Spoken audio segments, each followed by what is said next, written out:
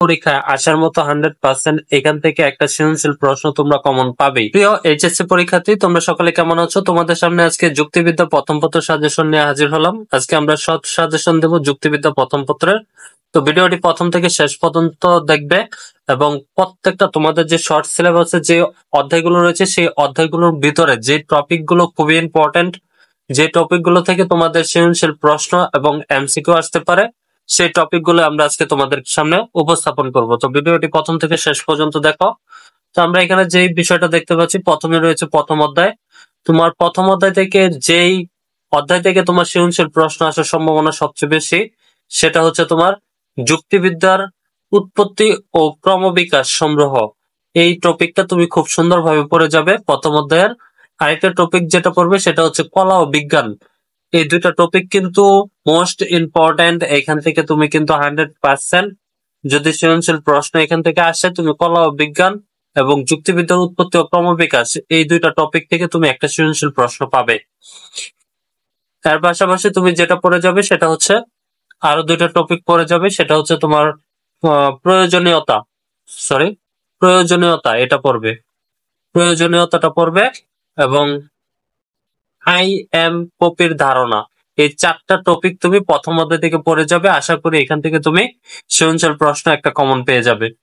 এর পরবর্তীতে যদি আমরা দেখি যে তৃতীয় অধ্যায়টা কিন্তু রয়েছে, এখানে যদি তৃতীয় অধ্যায়টা দেখি, তৃতীয় অধ্যায়ের যেই টপিক গুলো খুবই ইম্পর্টেন্ট, তার মধ্যে 3 স্টার তুমি দেখতে পাচ্ছ, তিনটা টপিক রয়েছে।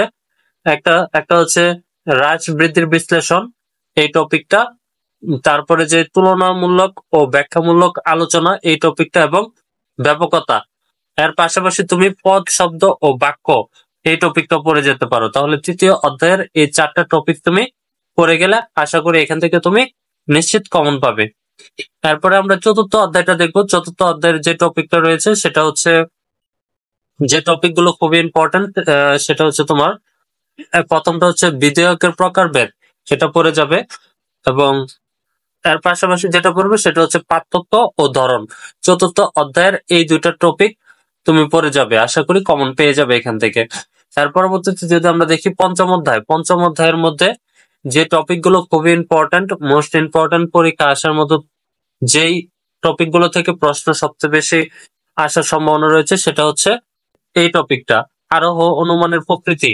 এই টপিকটা পড়ে যেতে পারো। এর পাশাপাশি আরোহ অনুমানটা পড়ে যাবে এবং অনুমানটা পড়ে যাবে। এই তিনটা টপিক পড়ে গেলে আশা করি এখান থেকে কমন পাবে। তার মধ্য থেকে তোমার এই টপিকটা, আরোহ অনুমানের প্রকৃতি, এই টপিকটা মোস্ট ইম্পর্টেন্ট পঞ্চম অধ্যায়ের জন্য। চতুর্থ অধ্যায়ের থেকে তোমার এই টপিকটা কিন্তু খুবই ইম্পর্টেন্ট, বিধেয়কের প্রকারভেদ। তৃতীয় অধ্যায় থেকে কিন্তু তোমার তুলনামূলক ও ব্যাখ্যা এবং হ্রাস বৃদ্ধির, এই দুটা কিন্তু খুবই ইম্পর্টেন্ট। এবং প্রথম অধ্যায় থেকে কিন্তু যুক্তিবিদ্যার উৎপত্তি ও ক্রমবিকাশ এবং কলা ও বিজ্ঞান, এই দুইটা টপিক কিন্তু খুবই ইম্পর্টেন্ট। তার পরবর্তীতে শর্ট সিলেবাসের যে অধ্যায়টা রয়েছে সেটা হচ্ছে ষষ্ঠ অধ্যায়।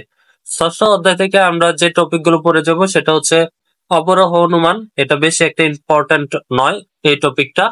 তো আমরা যদি একটু নিচের দিকে দেখি যে কোন টপিক গুলো ইম্পর্টেন্ট, এখান থেকে ষষ্ঠ অধ্যায়ের মধ্যে থেকে তুমি প্রকারভেদটা পড়ে যেতে পারো। প্রকারভেদটা তুমি পড়ে যেতে পারো, প্রকারভেদ এই টপিকটা তুমি পড়ে যেতে পারো। এবং নিয়ম লঙ্ঘনজনিত নিয়মাবলী, এই দুটা টপিক মোস্ট ইম্পর্টেন্ট, পরীক্ষায় আসার মতো 100% এখান থেকে একটা সৃজনশীল প্রশ্ন তোমরা কমন পাবেই। তো এই দুইটা টপিক তোমরা সুন্দরভাবে পড়ে যাবে। এবং লাস্ট যে অধ্যায়টা রয়েছে সেটা হচ্ছে সপ্তম অধ্যায়। তো সপ্তম অধ্যায়ে তোমরা যে টপিক গুলো পড়ে যাবে সেটা হচ্ছে, এক নম্বরটা হচ্ছে প্রকারভেদ, এই টপিকটা পড়ে যাবে। প্রকারভেদ এই টপিকটা খুব ভালোভাবে পড়বে। বহু কারণবাদ এই টপিকটা পড়বে এবং কারণ ও সত্যের সম্পর্ক, এই তিনটা টপিক পড়ে যাবে।